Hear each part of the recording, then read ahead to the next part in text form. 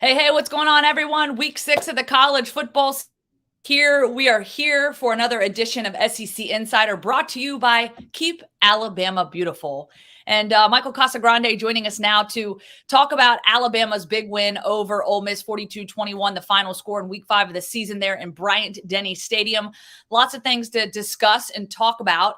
But first and foremost, I just want to acknowledge Nick Saban's comments today about running back Jase McClellan. He will be out the rest of the season. He has a knee injury. I know you said you saw that there in the third quarter. There wasn't a lot to see on the broadcast, but a pretty significant knee injury that will require surgery for Jase McClellan. So he will be out for the rest of the season. So, Michael, first and foremost, I think a different game than we perhaps thought it would be as what we saw a season ago with Ole Miss and what the outcome was there. And, of course, Alabama, pulling off the win yet in a different fashion against that team who pretty much gashed Alabama 10 ways to Sunday. And with that being said, I loved your post, and you specifically said that Alabama has gone back to what many would consider old school Bama football, i.e. murder ball. I love that. So just your thoughts overall on what you saw from the production from that team and maybe how their identity is starting to take shape as it compares to old school Bama football.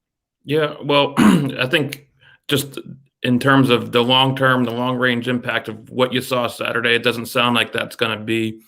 They aren't rolling back to time to 2010, 2011 offensively for the long term. It was more of a factor of the way Ole Miss played. The 7 defensive backs, 6 defensive backs. They played a lot of coverage, dropped a lot of guys, and kind of dared Alabama to run the ball. And I guess you're not going to have to challenge Nick Saban too many times to want to run it the way they did. And it was very effective between the tackles, and that was kind of the genesis of that story. Was I asked Brian Robinson after he ran for 36 carries, the most he's ever had. 13 was his previous high. If it felt like the old school, because he grew up in Tuscaloosa going to Hillcrest High, he was around to see, some of these guys, the Mark Ingrams, the Trent Richardsons, Derrick Henry era, and he kind of smiled and said it did kind of feel like the old smash mouth, run it between the tackles, pick up big. There weren't huge gains. I think 21 was the longest rushing attempt for Alabama on Saturday, but they were consistently 5-6 yards at a clip and wore down Ole Miss, took some time off the clock, kind of did what they normally do. But yeah, it was not the game we saw last year. Wasn't the game anyone was expecting for sure. After 62, 63, 48 last year, and the way Ole Miss had been moving the ball, number 1 in the country in offensive yardage entering the game. No one was stopping them. They really didn't play many people or anybody entering the game. So there was some mystery. Lane Kiffin had 2 weeks to prepare with Ole Miss having a bye the previous Saturday. So yeah, it wasn't what we expected, but I'm sure what most of the people watching right now is something that they wanted to see. No doubt. I was going to say probably a smile on their faces, just like Brian Robinson. And for a guy that, as you mentioned, gets a career high 36 carries, 171 yards, 4 touchdowns, exactly where he wanted to be. And obviously, having kind of gone through what he has throughout his career, while I'm sure he would love to go back to that style of football, we'll kind of see what the rest of the season, holds there. And before we get to the defense, just talking about Bryce Young specifically, going up against Matt Corral, 2 of the top Heisman finalists, right? I mean, 1 and 2 essentially. And Matt Corral really kind of had the edge on Bryce Young. And then after the performance this weekend, roles have changed. They've flip-flopped there in terms of who kind of has that edge. Just sort of your thoughts on what you saw from Bryce Young and why he kind of deserves to be in that number 1 spot. Yeah, no, it's kind of early. It kind of began earlier than most years when we're talking about who's number 1, number 2 in Heisman. I mean, if you go back to 2015, Leonard Fournette was by far and away the Heisman winner.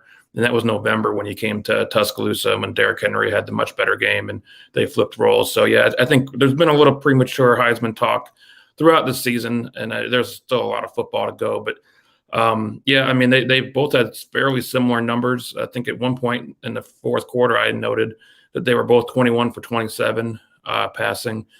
Bryce had one interception and probably one of his, it was the second of the season.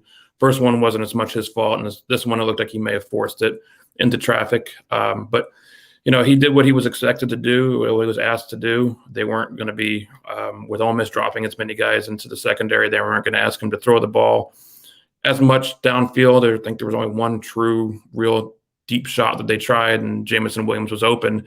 He just kind of was overshot by Young. So other than the interception, I think Bryce Young did everything they expected him to do Saturday. All right, so moving to the defensive side of the football, Alabama shut out Ole Miss there in the first half, allowing just over 100 yards. And then they ended up giving up 3 touchdowns in the second half. And, I think one thing going into this game, Nick Saban had mentioned about last year's performance, because everyone was drawing a lot of comparisons to that. And the fact that they gave up almost 650 yards a year ago to the same team, same team, relatively speaking. Nick Saban talked about feeling like his defense was always just one play behind, and they just could never, kind of pick up speed. And again, they ended up getting the win, but still at the end of the day, that was the biggest offensive performance against the Crimson Tide defense that we had seen all of last season. So with that being said, I feel like the defense having success limiting those explosive plays that we thought we would see from Ole Miss, having success, getting pressure on Matt Corral. Just where did you see this Alabama defense really take its next step from what we've seen in previous, weeks? And that definitely a couple of head scratchers, just wondering, is this Alabama defense going to get back to its old way of Alabama defense? Yeah, I mean, they were quick. They were aggressive at the line of scrimmage. They were getting in the backfield, like you noted. And it was kind of interesting because after the game, Lane Kiffin noted Saban's comments a year ago about it was like they knew what was coming. They were a play ahead. And he said it was almost like Alabama knew what was coming with them at times Saturday, that they the fourth down, the third fourth down that they failed on, the one that was deep in their own territory where Henry Tioto got to Jarian Ely for the 4-yard loss.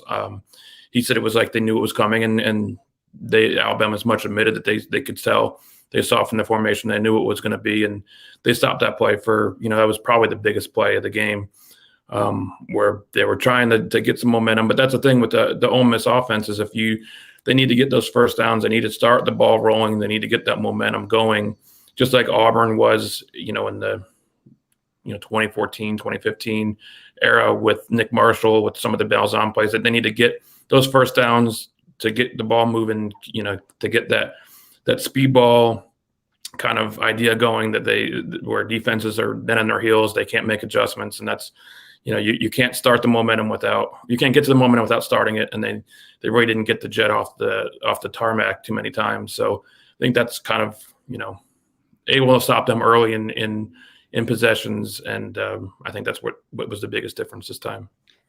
So you had a defensive player on the week on both sides of the football. Brian Robinson there on offense, Will Anderson on defense, had a tremendous night there. He had a career best 9 tackles, 2.5 for a loss. And I guess he added 2 quarterback hurries. So certainly, tremendous performance from him. And again, just a lot more aggressive play from that defense that we have not necessarily seen in weeks prior. With that being said, I know obviously Lane Kiffin dialing up a lot of those 4th down conversions that they were successful on a year ago. And then, of course, we're not successful this week.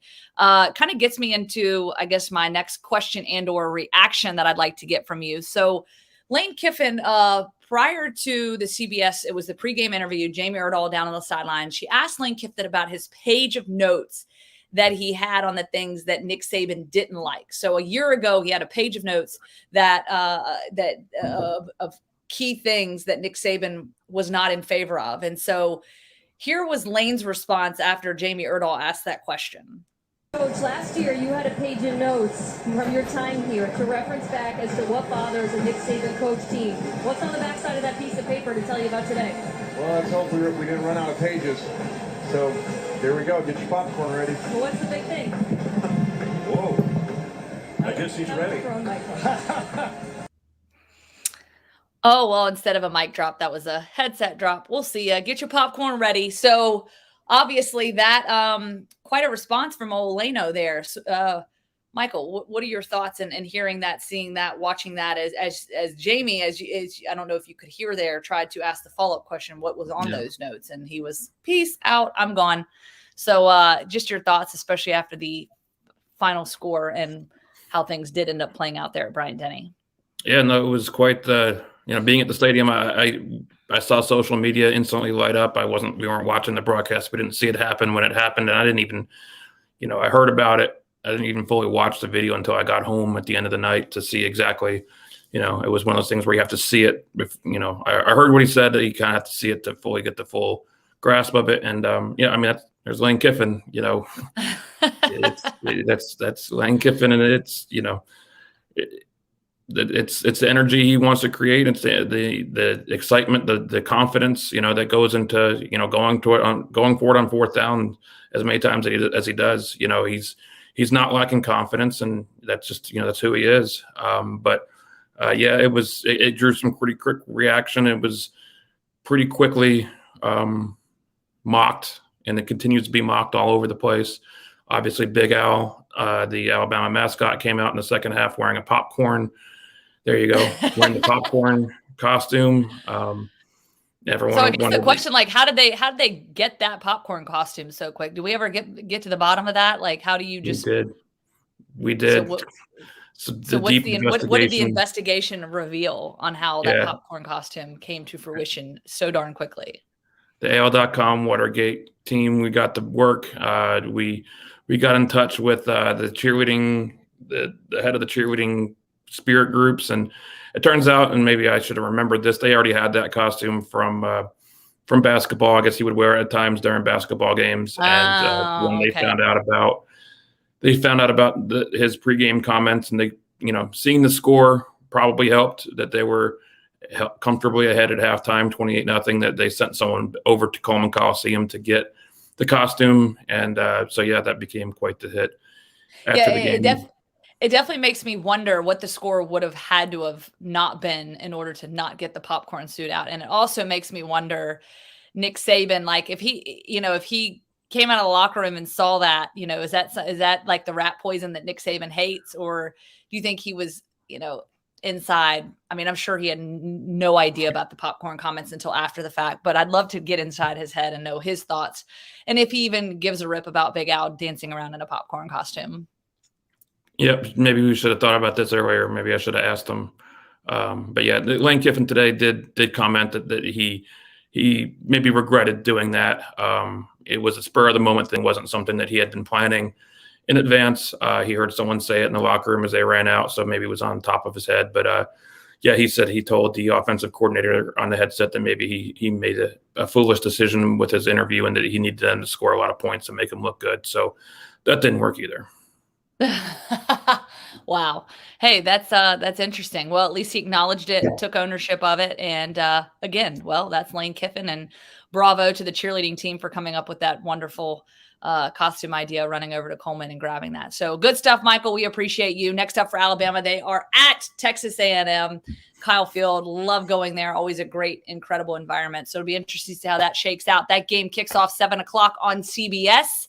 Thank you again, Michael, for being here with you. Thanks for being here with you, Michael. Thanks for being here with us. I do it quite often. Thank you guys for watching. And by the way, thank you to our sponsors. Keep Alabama beautiful.